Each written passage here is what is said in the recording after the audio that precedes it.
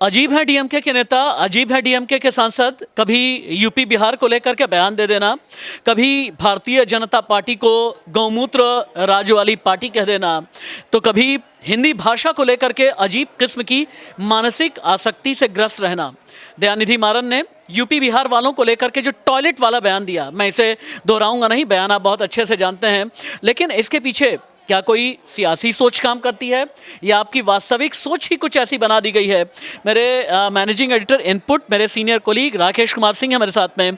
राकेश, दयानिधि मारन, सेंथिल कुमार, उदयनिधि स्टालिन जो भी बोलते हैं उनकी व्यक्तिगत सोच है, डीएमके की सोच है, और अगर ये डीएमके की सोच है तो आपको लगता नहीं कि इंडिया अलायंस को इसका खमियाजा उठाना पड़ सकता है? देखिए राशिद जी, जो आपने जिक्र किया क्या ये डीएमके की सोच है, तो आपने देखा कि सनातन मसले को लेकर किस तरह से पार्टी जो है उदयनिधि मारन के पीछे खड़ी रही, और तमाम नेता जो है बयान देते रहे कि अगर इसमें कोई गलत बात नहीं है, तो आप समझ सकते हैं कि डीएमके की सोच क्या है। और इस सोच में भाई मेरा सवाल यह है कि सोच में आपको किन किन चीज़ों से एलर्जी या नफरत है? आपको सनातन से एलर्जी है, ठीक है, आपकी सियासी सहूलियत में नहीं होगा, लेकिन यूपी बिहार वालों से भी आपको एलर्जी होने लगी। देखिए, यही सबसे बड़ी विडंबना है कि यूपी और बिहार के बारे में जो शब्दों का इस्तेमाल किया गया है, ये इसका यूज़ करना सही नहीं होगा। लेकिन सबसे महत्वपूर्ण बात यह है कि जिस तरह से ये मामला अब तुल पकड़ता जा रहा है, तुल इसलिए क्योंकि आपने देखा कि जो उत्तर प्रदेश हो या बिहार में, इसको लेकर तीखी प्रतिक्रिया हुई है। तेजस्वी का बयान आपने देखा, उत्तर प्रदेश से कई नेताओं के बयान देखा, और इस तरह के बयान से लेकिन मैंने अभी तक इसके खिलाफ या इसका विरोध करते हुए किसी बड़े कांग्रेसी का बयान नहीं देखा। राकेश जी, देखिए, कांग्रेस को लगता है कि डीएमके को नाराज नहीं करना, लेकिन इसका खमियाजा जो है एनडीए अलायंस को भुगतना पड़ेगा, ये मानकर चलिए। और जो स्थिति है ग्राउंड पर वो साफ दिख रहा है। जिस तरह से उत्तर प्रदेश की बात किया जाए, बिहार की बात की जाए, तो आपको देखने को मिलेगा, और इसका खमियाजा जो है वो भुगतना पड़ेगा। खमियाजा अगर भुगतना पड़ेगा तो एक बात समझने वाली है, जैसा भी राकेश कह रहे थे ना कि तेजस्वी ने तो फिर भी निंदा कर दी है, लेकिन कांग्रेस वालों ने, कांग्रेस को ये लगता है कि डीएमके की ये सहूलियत उनके लिए ठीक रहेगी, उनके लिए फिट रहेगी। लेकिन राजनीति में कहते हैं एक और एक मिल करके कभी 11 भी बनाते हैं, और एक -1 अगर आप कर दें तो ये 0 भी हो जाया करता है। दयानिधि मारन का ये जो नया बयान है, इसकी वजह से अंजलि, यूपी बिहार को लेकर के जो दयानिधि मारन ने बोला, इसे लेकर के यूपी बिहार में बहुत नाराज़गी है। आरजेडी ने निंदा कर दी, जेडीयू ने निंदा कर दी, समाजवादी पार्टी जैसे दलों, लेकिन कांग्रेस डीएमके के खिलाफ कोई स्टैंड क्यों नहीं ले पाती है जब आइडियलिस्टिक अप्रोच की बात होती है? तो इससे पहले भी हमने कई बार देखा है डीएमके और कांग्रेस की जब बात आती है, डीएमके के नेता की तरफ से जब कांग्रेस डीएमके के नेताओं की तरफ से जब कोई बयान दिया जाता है तो कांग्रेस कभी भी खुलकर स्टैंड नहीं लेती है। ऐसा पहली बार नहीं हुआ, इससे पहले भी हमने कई बार देखा है। और देखिए, राजनीति में मुझे लगता है ऐसा होता भी है, कौन कब किसके साथ चला जाए, कौन किसको पीछे से बैक सपोर्ट कर रहा हो, फ्रंट में आकर सपोर्ट कर रहा हो। और अब चूंकि 24 के चुनाव बहुत नज़दीक है, तो मुझे लगता है कि आरोप प्रत्यारोप और इस तरह की बयानबाजी बहुत नॉर्मल है और बहुत कॉमन है। और ये तो सिर्फ शुरुआत है, जैसे जैसे अब नए साल में हम प्रवेश करेंगे, 24 आ जाएगा, तो इस तरह के बयान और ज़्यादा हमें देखने को मिलेंगे, जिस पर सियासी उबाल बहुत ज़्यादा रहेगा। लेकिन जब आप बयान देना तो इन बयानों में फैक्ट होने चाहिए, इन बयानों में सतहीपन नहीं होना चाहिए। ये दयानिधि मारन और उदयनिधि स्टालिन जैसों को समझना होगा। रवीन जी, 1 मिनट अगर आपसे मैं गुजारिश करूंगा कि आप आएँ। ये दक्षिण भारत वालों की हिंदी को लेकर के जो उनके अपने एप्रीहेंशंस हैं, यूपी बिहार वालों को लेकर के जो एप्रीहेंशंस हैं, उनकी सियासत में ठीक है यूपी और बिहार वाले फिट नहीं बैठते, लेकिन इंडिया अलायंस में अगर आप हैं, इंडिया अलायंस के साथ में आप इलेक्शन लड़ने वाले हैं, अलायंस का मतलब ये होता है कि आपको वोट एक दूसरे को ट्रांसफ़र करना होता है।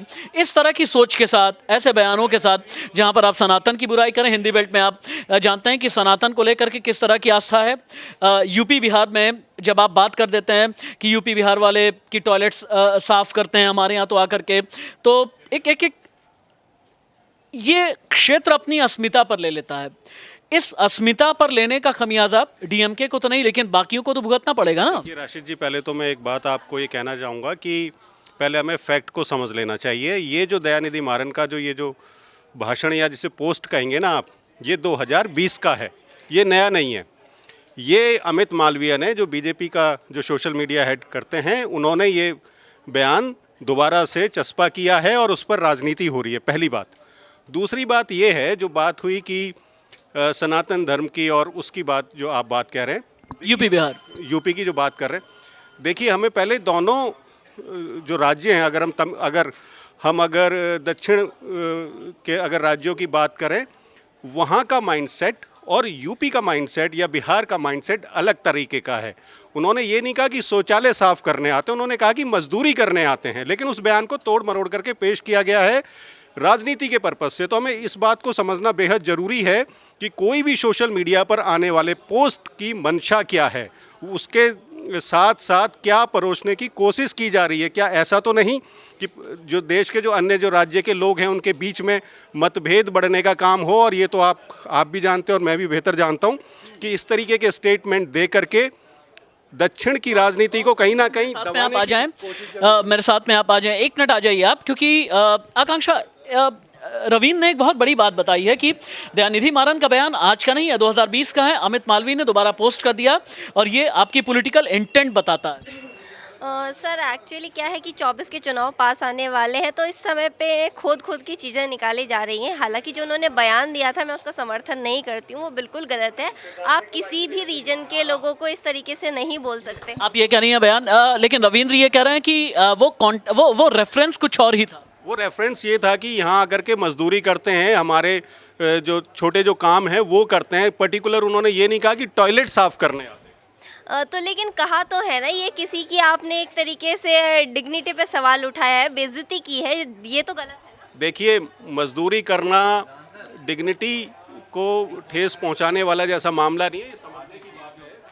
लेकिन ये बयान जो है ये कंट्रोवर्शियल है। साउथ के लोग वैसे तो इतना अपने आप को एजुकेटेड और पूरा कल्चरली बहुत रिच बताते हैं, लेकिन इस तरीके का बयान देना बहुत ही गैर जिम्मेदार है। देखिए आकांक्षा, इस पूरे मामले में अगर हम इस तरीके से देखें कि हम जैसे दिल्ली जैसे राज्य में रहते हैं, तो दिल्ली के लोगों की, बिहार के लोगों को क्या माइंडसेट रहता है या किस तरीके से भाषा का इस्तेमाल होता है, तो हम उसमें ना जा कर के बल्कि इस बात में जाएं कि इस भाषा के इस्तेमाल को लेकर के जो राजनीति, जो गलत तरीके की जो राजनीति देश में होगी और लोगों के मन में जो द्वेष की भावना पैदा करने की कोशिश होगी, उससे एक पर्टिकुलर एक पॉलिटिकल पार्टी को फ़ायदा होगा।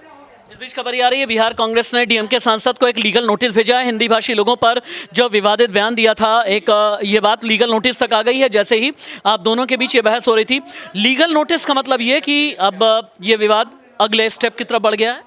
देखिए, सबसे बड़ी बात तो ये है कि आर्टिकल 19 हमें आज़ादी देता है बोलने की, लेकिन उसके बाद भी हमें अपने शब्दों को जो है अंकुश लगाना चाहिए, शब्दों का सही इस्तेमाल करना चाहिए। संविधान के आर्टिकल 19 का जिक्र कर रही हैं आकांक्षा। अभिव्यक्ति की आज़ादी की बात कर रही हैं आकांक्षा जी, और वो हमें भी है। पत्रकारों को खासतौर पे उसी आर्टिकल के तहत सूचीबद्ध किया जाता है और वो अपनी बात इसी आर्टिकल के तहत रखते भी हैं। तो कुल मिलाकर के अगर देखा जाए, अगर मामला दर्ज करने की बात हुई है तो वो मामला कोई भी दर्ज करवा सकता है। अगर पूरे देश में अगर वो आहत होता है तो दर्ज करवा सकता है। यहाँ न्यूज़ रूम का 2 अलग अलग ओपिनियन है। बड़ी बात यह है कि कुछ बहुत ही अच्छे पॉलिटिकल एक्यूमेन वाले मेरे ये दोनों सहयोगी हैं, आकांक्षा और रवींद्र। रवींद्र ने हालांकि जो बातें कही है ना, उनको भी गौर करने की ज़रूरत है। रवींद्र ने बताया कि आज का बयान नहीं है, 2020 का है, इसे फिर से सोशल मीडिया प्लेटफॉर्म पर लाया गया और 2024 चुनाव से पहले इसका फ़ायदा उठाने की कोशिश की गई।